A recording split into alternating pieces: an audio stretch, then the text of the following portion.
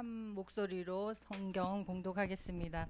전사님이 한 절 읽으면 우리 친구들이 한 절씩 서로 교대로 읽을게요. 사랑은 오래 참고 친절합니다. 뽐내지 않으며 교만하지 않습니다. 사랑은 무례하지 않으며 자기의 유익을 구하지 않으며 성을 내지 않으며 원한을 품지 않습니다.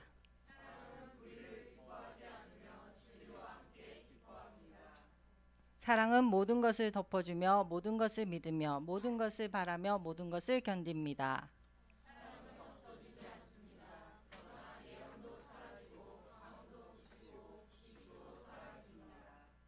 우리는 부분적으로 알고 부분적으로 예언합니다. 그때는 부분적인 것은 사라집니다. 내가 어릴 때는 말하는 것이 어린아이와 같고 깨닫는 것이 어린아이와 같고 생각하는 것이 어린아이와 같았습니다. 그러나 어른이 되어서는 어린아이의 일을 버렸습니다. 지금은 우리가 거울로 영상을 보듯이 희미하게 보지만은 그때는 얼굴과 얼굴을 마주하여 볼 것입니다. 지금은 내가 부분밖에 알지 못하지만은 그때는 하나님께서 나를 아신 것 같이 내가 온전히 알게 될 것입니다. 다 같이 읽겠습니다. 그러므로 믿음, 소망, 사랑 이 세 가지는 항상 있을 것인데 그 가운데서 어뜸은 사랑입니다. 아멘. 예, 우리 친구들이 세 번역으로 읽어서 아마 조금 더 이해하기가 쉬웠을 거예요. 우리 친구들 잘 지냈죠? 예. 이 명절을 앞두고도 이렇게 먼저 예배드리러 나와서 너무나 감사하고 반갑습니다. 자, 우리 친구들 예수님 믿으면 어디 간다고 배웠어요? 예, 천국 간다고 배웠죠. 그렇게 믿나요? 오, 아멘. 친구들은 반드시 천국 갈 줄 믿습니다. 예. 그러면 천국과 지옥의 가장 큰 차이는 무엇일까요? 하나님이 우리 친구 너무 잘하는 것 같아요. 우리 한이 친구 맞죠? 예. 우리 한이 친구에게 저번에 선생님이 정답을 잘 맞히는 친구에게는 기프티콘을 주라고 저도 된다고 하시더라고요. 우리 한이한테 기프티콘 하나 주세요. 네, 맞아요. 하나님의 사랑과 은혜가 충만한 곳이 천국이고 지옥은 영벌을 받는 곳이기 때문에 사랑이 없는 곳이라고 생각하면 맞을 것 같아요. 전사님은 이제 그 미술관에 가는 거 되게 좋아하는데 우리 친구들이 너무 무서워할까봐 사실 그림을 못 가지고 왔어요. 중세 시대는 세상에서는 암흑 시대라고 하지만 그때는 서양은 거의 기독교가 이제 그 교황이 거의 왕권보다 더 높은 그런 권력을 잡고 있어서 모든 예술 분야도 다 이렇게 기독교와 관련이 있는 것들이 발달을 했어요. 특히 그림 분야가 지금은 이제 우리가 이 성경 글을 읽을 수 있지만 우리 친구들은 다 글을 읽을 수 있잖아요. 근데 옛날 사람들은 그런 교육을 받을 기회가 없었어요. 그래서 글을 읽지 못하기 때문에 이제 성경을 그림으로 보여주는 거예요. 그래서 굉장히 기독교에 관련된 그림들이 많아요. 구약 시대 이야기들도 그림으로 화가들이 표현하고 또 신약 성경에 특히 사복음서 같은 내용들은 굉장히 다양하게 엄청 많거든요. 거기에서 또 이 화가들이 그 중세 시대 때 생각했던 천국과 지옥을 표현한 그림들도 있어요. 근데 우리 친구들이 보면 너무 무서워서 혹시나 밤에 악몽을 꿀까봐 전사님이 요번에는 안 가지고 왔어요. 근데 궁금하면 예, 한번 찾아보세요. 이 세상에 수많은 문학 작품들, 노래의 주제는 당연히 사랑에 관한 것이 제일 많아요. 사랑이 없으면 사람은 살 수가 없어요. 하나님의 사랑에서 끊어진 상태를 우리는 영적인 죽음이라고 해요. 사람들이 사랑하면서 사실은 사랑을 받을 줄도 줄 줄도 잘 몰라요. 사랑은 무엇일까요? 우리 친구들이 이렇게 성경을 아까 사랑장이라고 그러죠. 고린도전서 13장을 이제 읽었어요. 그래도 이렇게 사랑을 알 것 같으면서도 잘 모르겠죠. 생화학적으로는 뇌 번영계에서 분비하는 페닐에틸아민이 작용하는 현상인데 이건 각성제인 천연 암페타민의 일종이라고 대답하면 우리 친구들이 웃기다고 생각할 거예요. 그렇죠? 근데 사랑을 느낄 때 호르몬 활동이 매우 강해지는 건 사실이에요. 사랑에 빠지게 되면 뇌에서 여러 화학 물질들이 분비되는데 페르몬, 도파민, 노르에피네프린, 세로토닌, 옥시토신, 바소프레신 등등이 분비된다고 해요. 그래서 사랑을 하면 예뻐진다는 말이 진짜 맞는 거예요. 우리 친구들이 기도하다가 전사님도 그냥 하나님께 약간은 우습게 기도하려고 하나님 제발 저한테 세로토닌이 많이 분비되게 해주세요. 그렇게 기도한 적도 있어요. 세로토닌을 알고 난 뒤에는 우리 친구들도 이러한 화학물질들을 이름을 대면서 하나님께 이것 좀 많이 분비되게 해달라고 기도를 한번 해보세요. 자, 우리 친구들도 들어본 적이 있을 텐데 고대 그리스인들이 사랑을 7가지 종류로 분류했어요. 그리고 플라톤은 사랑을 4가지로 분류를 했는데 육체적인 사랑, 에로스, 도덕적인 사랑, 필리아, 정신적 신앙적인 사랑, 스테게스론 그리고 마지막 단계로 무조건적인 사랑인 아가페, 사랑 이렇게 분류를 했거든요. 플라톤은 주장하기를 사랑은 육체적인 사랑에서 무조건적인 사랑으로 서서히 발전해 간다고 해요. 우리 친구들이 이 생각에 동의할 수도 있고 동의 안 할 수도 있어요. 첫 번째, 우리 친구들이 세상에 제일 처음 경험하는 사랑이 뭐예요? 부모님의 사랑이죠. 그렇죠? 엄마의 사랑. 엄마 아빠의 사랑이 없었으면 우리 친구들이 지금 이 자리에 있을 수가 없어요. 이렇게 건강하게 자라지 못했을 거예요. 전사님은 세상에서 엄마 아빠의 사랑을 받지 못하고 자란 사람이 제일 불쌍하고 꼭 도와줘야 한다고 생각을 해요. 성경에서도 고아를 꼭 도와주라고 하나님이 말씀하셨어요. 정상적인 부모라면 자식을 바르게 양육할 책임을 지고 자식의 행복을 위해서 이제 희생을 하시죠. 우리 친구들이 엄마 아빠도 다 그렇게 우리 친구들을 키우셨고 지금도 그래요. 세상에서 힘들 때도 우리 친구들을 생각하면서 힘을 내세요. 우리 친구들 파친코라는 책 봤어요? 그 유튜브로 동영상들도 이렇게 요약해 놓은 것들도 많이 있어서 아마 본 친구들이 많을 거예요. 한번 들어보거나 본 친구들 한번 손 들어봐요. 파친코. 네. 손을 드는 친구도 있고 안 드는 친구도 있는데 워낙 유명한 책이고 극찬을 많이 받은 책이라서 전사님도 도서관에서 빌려 읽으려고 했더니 대기자가 너무 많아서 예약이 안 되는 거예요. 그 정도로 요즘 굉장히 핫한 소설이에요. 그리고 이제 애플에서 또 영화로도 만들어서 굉장히 인기가 좋았는데 이 파친코의 작가가 이민진 작가예요. 그 작가의 인터뷰나 요약은 동영상에 많이 있어요. 이분은 아주 어릴 때 미국으로 이민을 갔어요. 그래서 한국말은 잘 못하고 영어로 하는데 우리 친구들 영어 공부하는데도 도움 될 거예요. 꼭 인터뷰를 한번 보세요. 이민진 작가의 아버지가 자신이 어릴 때 겪은 전쟁의 공포를 이제 딸이 셋이었거든요. 어린 셋 딸에게는 겪게 할 수 없다고 결심하고 미국 뉴욕으로 이민을 간 거예요. 정상적인 아버지는 이렇게 부성애 때문에 자신은 힘들더라도 자녀들을 자신보다 더 안전하고 좋은 환경에서 키우고 싶은 거예요. 이민진 작가의 글이나 말에는 힘이 있거든요. 엄청난 노력으로 문학을 통해서 사람들이 서로 이해하고 하나라는 사실을 알려주려고 해요.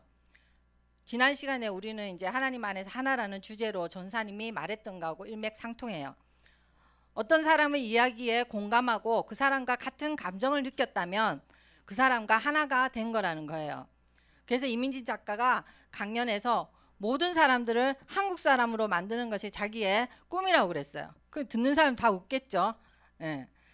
파친코는 일제 식민지 시대에 선자라는 한 한국 여인의 한국 여인, 그러니까 특출할 것도 없고 뭐 유명인도 아닌 한 사람을 통한 4대 이야기를 담고 있는데 그 시대를 잘 몰라도 미국인이나 뭐 영국인이나 일본인들도 세계 각국의 사람들이 주인공의 삶에 깊이 공감하고 또 하나가 되어서 한국 사람이 되는 것과 마찬가지라는 거예요.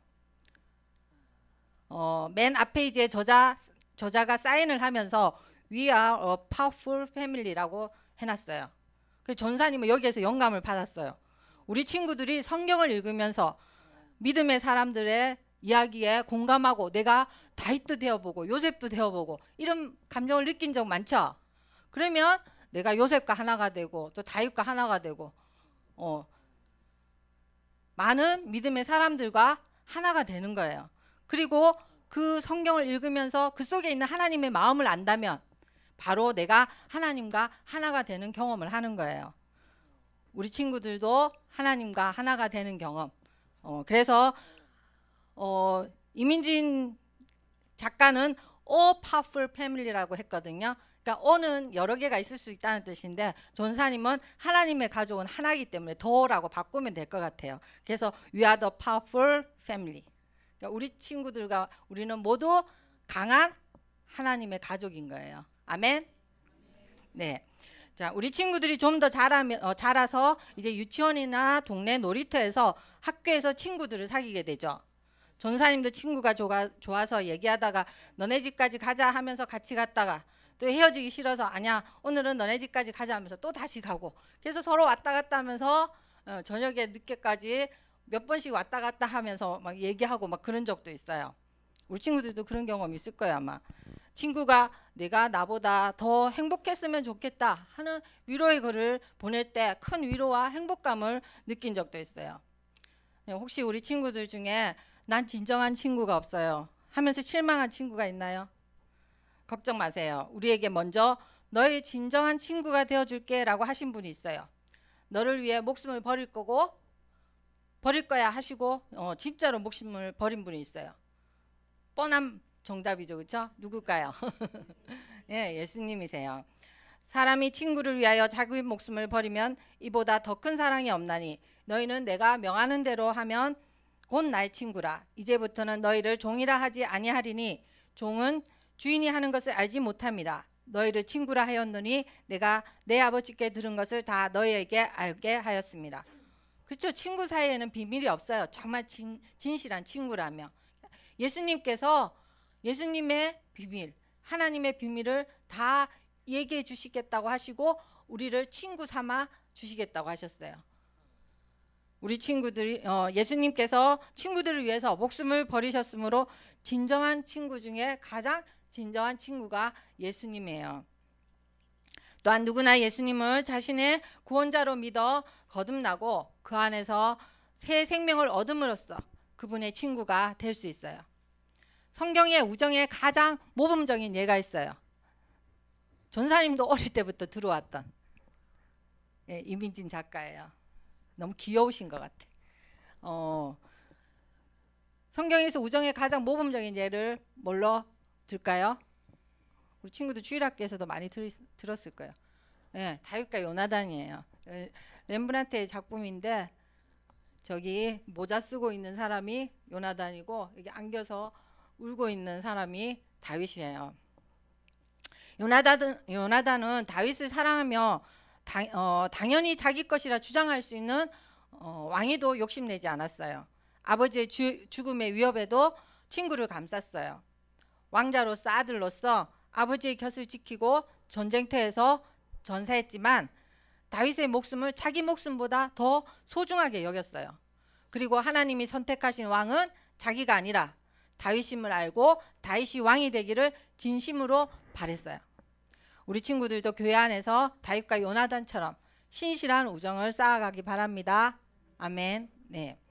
또 그 다음에 이제 우리 친구들이 좀 더 자라면 이성 간의 사랑을 하게 되어요. 웃지 않아요? 사랑할 사람. 나는 사랑 안 하고 뭐 수녀가 될 거야 이런 친구 없죠? 신부가 될 거야 이런 친구 없죠? 네. 사랑도 해봐야 돼요. 근데 로미오와 줄리엣 사랑 들어봤어요? 소설이나 영화니까 아름답게 보이지만 자 실제로 집안이 원수인데 서로 사랑하면 현실적으로는 굉장히 어렵고 이루어질 수 없어요. 그리고 이 로미오와 줄리엣은 뭐 비밀 결혼도 하고 그냥 죽음도 불사하죠. 이런 사랑하면 사실은 곤란해요. 이건 그냥 소설일 뿐이에요. 우리 친구들 이 영화 봤어요? 우리 선생님 세대는 아주 다 봤어요. 너무 음악도 너무 아름답고 배우도 너무 예쁘고 멋져요. 우리 친구들이 상상 속에서는 이런 사랑을 하면 좋지만은 현실적으로는 이거 불가능합니다. 자, 그리고 그래서 우리 친구들이 사랑도 아담과 하와처럼 하나님의 축복 가운데 서로 사랑하길 바라고, 이 세상에는 굉장히 이 이성 간의 사랑이 왜곡되고 오염된 것들이 너무 많아요. 서로 지킬 것은 지키고 주변 사람들의 축복 속에서 무르익어가는 그런 아름다운 사랑을 하시기 바랍니다. 네. 그리고 마지막으로 가장 완전한 사랑, 하나님의 사랑이 있어요. 하나님의 사랑이 사랑의 원형이에요. 이 하나님의 사랑을 바탕으로 해서 부모님의 사랑, 친구 간의 사랑, 연인 간의 사랑이 완성될 수 있어요. 대상이 달라지지만 본질은 같기 때문에요. 사랑이 무엇인가를 정의하기 어렵기 때문에 성경의 사랑은 이러하다고 이제 아까 우리가 읽었던 성경에서 말씀해주고 있어요. 그래서 그 성경 본문을 가지고 얘기하려면 전사님이 1년도 얘기할 수 있어요. 근데 오늘은 제일 앞에 나와 있는 오래 참음 가지고 그냥 조금 얘기할게요. 첫 번째, 사랑은 오래 참는다고 했어요. 그래서 내가 사랑하기 위해서 오래 참는다고 생각하면 참 힘든데, 하나님이 나를 사랑해서 나에게 대해서 오래 참는다 생각하면 정말 감사해요. 이 오래 못 참는 것은 현대인의 특성이기도 하고, 특히 한국 사람은 유명하죠, 그렇죠? 조급해서 빨리빨리. 그래서 참는 것을 잘 못해요. 참지 못하면서 사랑한다고 하면 그건 가짜예요. 짝퉁이 있는 것은 진짜가 있고 그 진짜가 너무 귀한 명품이기 때문이에요. 사랑도 짝퉁이 너무 많아요. 욕심과 집착을 사랑이라고 하고 착각하기도 해요.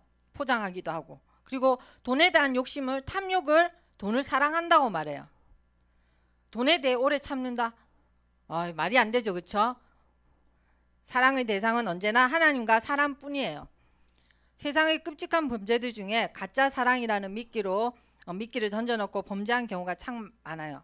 사랑과 폭력은 절대 비슷하지 않고 오히려 반대예요. 그런데 한쪽은 사랑이라 하는데 한쪽은 폭력이라고 하는 경우도 있어요. 좀 나쁜 부모님의 경우, 그러니까 입양해놓고 아이를 학대해놓고 이렇게 변명을 하는 그런 범죄를 일으킨 경우도 있었죠. 사랑은 세상에서 가장 멋진 말들로 정의 내리는데, 성경에서 말하는 첫 번째가 오래 참음이라니. 겨우 오래 참는 게 사랑이야? 처음에 전사님은 그렇게 생각을 했어요. 그런데 나이가 들수록 오래 참으라고 하신 말씀의 뜻을 알겠어요. 오래 참는 것이 참 힘들어요. 연세가 아주 많으신 노부부가 TV 낱말 맞추기 프로그램에 출연하시게 됐어요. 그래서 한 사람이 어떤 단어에 대해서 이렇게 설명을 하며 상대방이 그 단어를 맞히는 게임이에요. 할아버지가 설명하고 할머니가 맞히는데 이제 제법 잘 맞히셨어요. 천생연분이라는 단어가 나왔어요. 할아버지가 오래도록 같이 살아온 사이를 뭐라고 해? 하자 할머니가 대답을 못 하시는 거예요. 생각이 안 나는 거예요. 할아버지가 아무리 설명해도 할머니가 못 알아들으시니까 답답해서 우리 같은 부부 사이 말이야 했어요. 그래서 할머니가 뭐라고 할게요? 왼수. 그러니까 할아버지가 안타까워서 네 글자 이러니까 할머니가 뭐라 할게요? 평생 왼수 그랬대요. 자, 야 할아버지도 할머니를 이렇게 사랑했는데 할머니는 스트레스를 많이 받았나 봐요. 그래서 할아버지를 평생 왼수라고 해요. 우리 친구들도 할머니 혹시나 부모님이 화가 나서 아유 이 왼수 이러면은 그거 아니다 이렇게 바로 알아들으세요. 내 마음에 안 들게 하는 사람에 대해 오래 참는 것이 바로 사랑이에요. 왼수 같은 사람을 사랑하기는 불가능하죠. 이제 물리적인 폭력은 못하더라도 상대에게 상처 주는 말을 하고 싶어서 참기가 어려워요. 아마 우리 친구들도 다 여기 있는 친구들은 아마 뭐 소심하게 톡 쏴붙이거나 이 정도는 못할 거고 퉁명스럽게 말하거나 아니면 대답하지 않거나 아니면 그냥 참겠죠. 우리 친구들은. 이렇게 하는 것도 다 소심한 복수들이에요. 우리 친구들이 아직 원수 같은 사람을 못 만났으면 다행이에요. 그런데 우리들도 다 하나님께 원수 같은 존재였어요. 왜냐하면 하나님 말씀 안 듣고 자기 마음대로 하려고 하기 때문이에요. 예수님을 십자가에 못 박은 것은 악마가 아니라 사람들이었어요. 인간들이었어요. 아무도 예수님을 구하려 하지 않았어요. 구경하는 사람들은 많았어요. 그런데 이렇게 죽이라고 하는 사람들도 많았어요. 우리 친구들이나 전사님은 그 자리에, 예수님이 십자가에 못 박히는 자리에 있지는 않았지만 우리도 예수님을 믿기 전까지 예수님을 알지 못했고 또 하나님께 감사하지도 않았어요. 하나님을 인정하지 않았어요. 우리 친구들이 예수님 믿기 전에 하나님께 감사했어요? 아니죠. 몰랐죠. 그렇죠? 부모님을 부모님으로 만약에 인정을 하지 않는다면 그 사람은 나쁜 자녀죠. 그렇죠? 마찬가지로 하나님으로 인정하지 않고 하나님의 사랑을 거부하는 것이 가장 큰 죄예요. 거짓말, 사기, 도둑질, 강도, 또 심지어 살인도 아주 큰 죄이지만 인간이 하나님을 인정하지 않는 것이 가장 큰 죄예요. 하나님을 인정하지 않는 그 뿌리에서 다른 모든 죄들이 생겨나기 때문이에요. 아담과 하와가 처음에는 죄가 없었죠. 그렇죠? 근데 나와서 하나님을 떠나서부터 이제 인간들의 삶에 죄가 점점 차기 시작해서 마침내 아담과 하와의 아들이었던 가인이 아벨을 죽이는 살인 사건까지 일어나게 돼요. 그러니까 하나님을 떠나서 모든 죄들이 발생하기 시작한 거예요. 우리 친구들은 나보다 별로 노력하지 않았거나 잘난 것 없는 친구가 잘 되는 것 같으면 기분이 어때요? 솔직하게. 그렇죠. 별로 좋지 않죠. 사촌이 땅을 사면 배가 아프다는 속담이 있어요. 우리 인간의 시기 질투심을 참 잘 표현한 것 같아요. 시기하는 인간을 귀엽게 표현한 것 같지 않아요? 하나님은 질투하는 하나님이라 하셨어요. 우리 친구들이 질투는 나쁜 것인데요 라고 아마 생각을 할 거예요. 인간의 질투는 남이 못되기를 바라는, 그래서 내가 남보다 낫다는 교만한 마음에서 나오는 것이에요. 하나님은 우리가 우상을 섬기면 반드시 망하기 때문에 우리를 구원하시려는 뜨거운 사랑에서 인간의 언어로 질투하기까지 너를 사랑하신다라고 말씀하시는 거예요. 하나님은 우리를 자기 소유 삼으시려고 구원하셨다 하셨어요. 비인격적인 소유욕이 아니라 우리를 구원하시려는 사랑에서 나온 말씀이에요. 잔인한 독재자나 폭군, 이단 교주들은 사랑이라는 단어로 미혹해서 상대방을 자기 이익을 위해 이용해요. 억압하고 착취하죠. 그러나 하나님은 우리를 소유 삼으시기 원하시는데 먼저 하나님이 자기의 모든 소유, 즉 자기 아들을 대신해서 내어주셨어요. 예수님은 자기 생명을 바쳐 우리를 살리시고 더 풍성한 생명을 얻게 하시려고 우리를 사랑하신다고 하셨어요. 우리 친구들에게 가장 소중한 것은 무엇이에요? 목숨이죠. 그렇죠? 그 목숨을 하나님은 우리에게 주신 거예요. 자기 자신의 이득을 위해 사랑한다고 하는지 사랑하는 자의 이득을 위해서 사랑한다고 하는지 거기에서 참 사랑과 거짓 사랑이 분별돼요. 우리 친구들이 사랑이 고플 때, 그렇죠? 배고픈 것보다 사랑이 고픈 게 훨씬 인간에게는 고통스러운 일이에요. 내가 사랑을 충분히 받고 있다 생각하면 사람은 행복해요. 아까 전사님이 호르몬 얘기도 했었죠. 우리 친구들이 사랑이 고플 때, 외롭고 힘들 때 고린도전서 13장을 마음에 집중해서 읽으세요. 읽고 암송하세요. 읽는 것만으로도 하나님의 사랑이 우리 친구들 마음에 부어질 겁니다. 우리 같이 찬양 드리시겠습니다.